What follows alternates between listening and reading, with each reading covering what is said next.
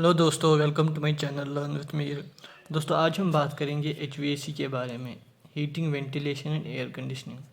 तो कभी कभी क्या होता है दोस्तों, यहाँ पे आर भी लगा रहता है, HVRAC। तो आर का मतलब सिंपली रेफ्रिजरेशन होता है। तो एक एक करके हम सारी चीज़ें एक्सप्लेन करेंगे। तो पहले हीटिंग पे आते हैं। हीटिंग क्या होता है? हीटिंग का मतलब होता है इंक्रीज रूम टेम्परेचर, यानी कि टेम्परेचर इंक्रीज़ करना। ये हीटिंग क्यों करते हैं हम? ह्यूमन कंफर्ट के लिए हमें हीटिंग करनी पड़ती है। खाली ह्यूमन कंफर्ट के लिए नहीं, कभी कभी क्या होता है इंडस्ट्रियल प्रोसेसिंग में कोई प्रोडक्ट जो इंडस्ट्री में बन रहा है वो वहाँ पे हमें फिक्स्ड टेम्परेचर चाहिए होता है। तो वो टेम्परेचर वहाँ पे बढ़ाने के लिए हमें वहाँ पे भी हीटिंग करनी पड़ती है। और ह्यूमन कंफर्ट के लिए मान लो अगर विंटर में जब टेम्परेचर बहुत कम हो जाता है तो हमें ठंड लगती है, तो उस टाइम पे हम हीटिंग करते हैं। तो वहाँ पे हम हीटिंग करते टेम्परेचर बढ़ा देते हैं। तो ये सिंपल हो गया हीटिंग का। उसके जो टाइप है, दो तरीके से हम हीटिंग कर सकते हैं। एक तो फोर्स एयर होता है और दूसरा है रेडिएंट। फोर्स एयर में क्या है, सिंपली हम हीटर जो है उसके थ्रू हम एयर पास करते हैं और वो गर्म होके रूम में पहुंच जाता है, या जहाँ पे भी हमें हीटिंग करनी हो तो वहाँ पे हीटिंग हो जाती है, वो एयर गर्म होके वहाँ पे पहुँचता है। और दूसरा होता है रेडिएंट। दोस्तों, रेडिएंट में क्या होता है, मान लो अगर कोई भी रूम है तो जो वॉल है उसके या उसका जो रूफ़ है, तो हम क्या करते हैं वहाँ पे हम पाइपिंग करते हैं।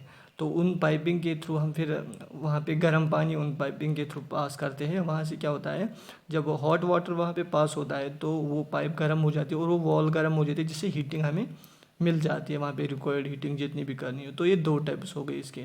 तो इक्विपमेंट्स की अगर बात करेंगे तो हीटिंग में चाहिए होते हैं, एक तो गैस, इलेक्ट्रिकल और ऑयल। फर्नेस हम मोस्टली यूज़ करते हैं हीटिंग के लिए, जिसमें हम ऑयल यूज़ करते हैं या गैस यूज़ करते हैं हीटिंग के लिए, या इलेक्ट्रिकल हीटर्स हम यूज़ करते हैं हीटिंग के लिए। दूसरी चीज़ जो है ऑयल और गैस बॉयलर्स। बॉयलर हम यूज़ करते हैं जिसमें हम ऑयल यूज़ करते हैं या गैस यूज़ करते हैं उन बॉयलर्स में, ताकि हमें रिक्वायर्ड हीटिंग मिले। तो एप्लीकेशन अगर इसकी बात करें हीटिंग में कहाँ का एप्लीकेशन यूज़ है, तो सिंपली विंटर सीज़न में हम यूज़ करते हैं। ह्यूमन कंफर्ट के लिए विंटर सीज़न में हम टेम्परेचर बढ़ाने के लिए ये यूज़ करते हैं हीटिंग। और दूसरा इंडस्ट्रियल प्रोसेसिंग, जैसे मैंने बताया कोई भी इंडस्ट्री है वहाँ पे कोई फिक्स्ड टेम्परेचर चाहिए होता है हमें कोई प्रोडक्ट बनाने के लिए, तो वहाँ पे हमें हीटिंग चाहिए होती है। तो इंडस्ट्री में भी हीटिंग यूज़ होती है। तो ये सारी चीज़ें सिंपल हो गई हीटिंग के लिए। हीटिंग हम कैसे करते हैं? अब दूसरा आ जाता है वेंटिलेशन। वेंटिलेशन का मतलब क्या है? वेंटिलेशन का मतलब सिंपल है, जो है हमें कभी मान लो कोई भी रूम है तो वहाँ पे रिड्यूस ह्यूमिडिटी हम करते हैं। वहाँ पे जो ह्यूमिडिटी है, जो नमी है उस एयर में, वो कम करने के लिए, या रूम में जो है ऑर्डर यानी कि स्मेल जो है वहाँ पे ज़्यादा हो जाती है, कोई गंदी स्मेल रूम में हो जाती है ज़्यादा, या धुआं हो जाता है, या हीट भी बढ़ जाती है अगर वेंटिलेशन ना हो, अगर एयर अंदर बाहर ना करे, या क्या है डस्ट डस्ट भी जम जाता है, या कार्बन डाइऑक्साइड ज़्यादा हो जाता है। वेंटिलेशन का सिंपल मीनिंग होता है एयर का बदली करना, यानी कि एयर एक्सचेंज करना, वेंटिलेशन का सिंपल मतलब होता है।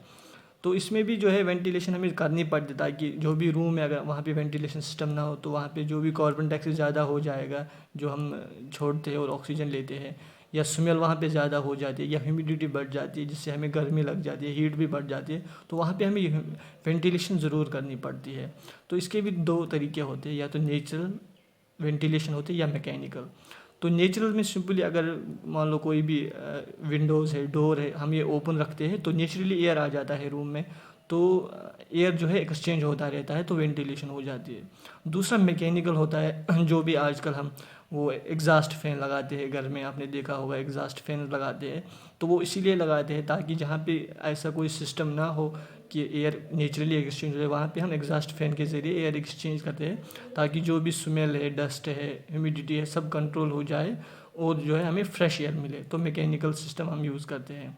एप्लीकेशन की बात करें, जो किचन होता है जहाँ पे हम खाना वगैरह बनाते हैं, तो वहाँ पे जैसे ही हम खाना बनाते हैं तो वहाँ पे बहुत ज़्यादा स्मेल हो जाती है उसकी, तो वो निकालने के लिए वहाँ पे एग्जॉस्ट फैन लगाते हैं।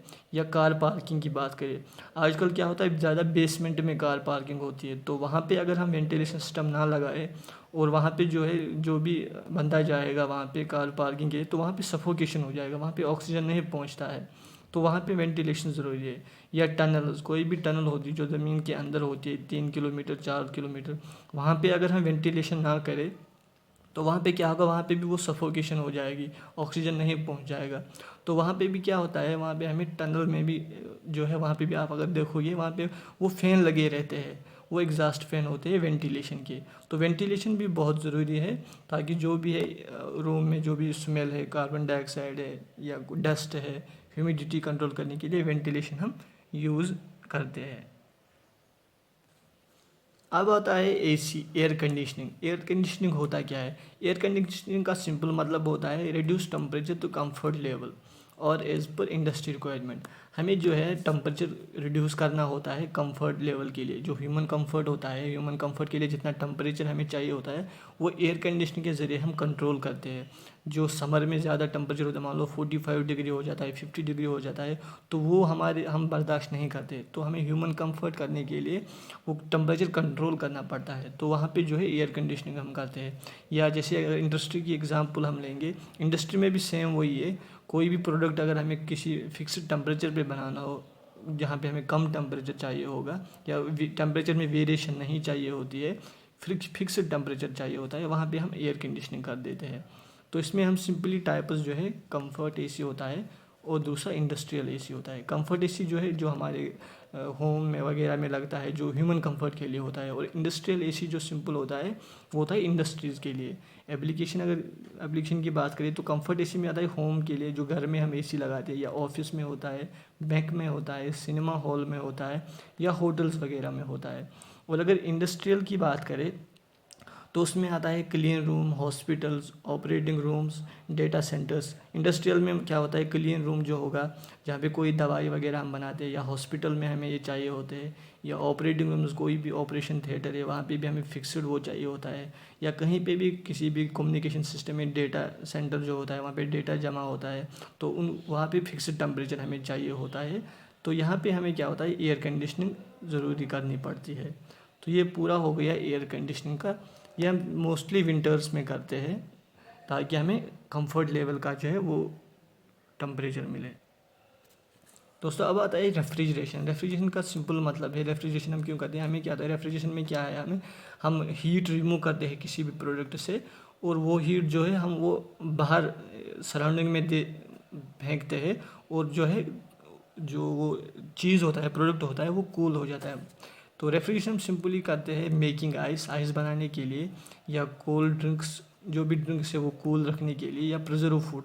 मोस्टली जो डोमेस्टिक रेफ्रिजरेटर हमें घर में यूज़ होता है, तो उसमें हम एस बनाने के मान लो जो आइस क्यूब हम बनाते हैं जो ठंडा रखता है, कोई भी ड्रिंक्स में वो डालते हैं तो एस बन जाता है।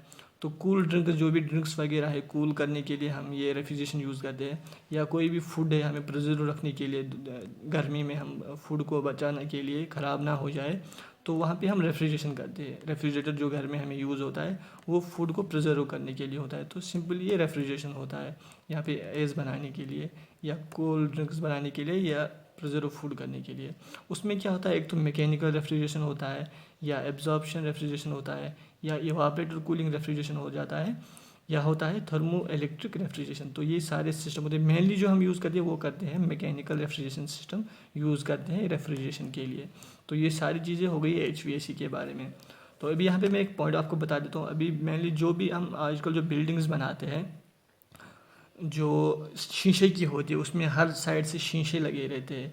वो क्यों लगे रहते हैं वो शीशे, वो बेसिकली हीटिंग के लिए, नेचुरल हीटिंग के लिए लगे रहते हैं। जो हमने अभी बात की हीटिंग, जो पहला आता है हीटिंग, तो हीटिंग वो नेचुरल हीटिंग के लिए वो गिलास लगे रहते हैं। आजकल जो वो वेस्टर्न, बेसिकली वेस्टर्न आइडिया है, ताकि हमें कहीं पे क्या होता है जहाँ पे 100-200 एम्प्लॉय किसी भी इंडस्ट्री में काम करते हैं, किसी भी ऑफिस में काम करते हैं, तो वहाँ पे उनको हीटिंग चाहिए होती है। तो वो नेचुरल हीटिंग, वो जो गिलास लगे रहते हैं वहाँ पे जो सनलाइट पड़ती है तो वो सिंपली जो है हीट ट्रांसफ़र होती है उस रूम में, तो वहाँ पे नेचुरल हीटिंग हो जाती है। तो हमें ज़्यादा इक्विपमेंट्स की ज़रूरत नहीं करनी पड़ेगी, जैसे इलेक्ट्रिकल हीटर है, ब्लावर है, तो वो हम यूज़ नहीं करने पड़ेंगे, सिंपल हीटिंग वहाँ पे हो जाती है। तो इसीलिए जो है आजकल जो है गिलास बिल्डिंग्स हम बनाते हैं, पूरा जो गिलास लगा रहता है बाहर गिलास बिल्डिंग में, तो वो इसलिए होते ताकि नेचुरल हीटिंग हो जाए। तो ये सारी इन्फॉर्मेशन HVAC के बारे में थी। अगर आपको ये वीडियो पसंद आया तो इस वीडियो को ज़रूर लाइक कीजिए, कमेंट कीजिए और सब्सक्राइब कीजिए। Thank you.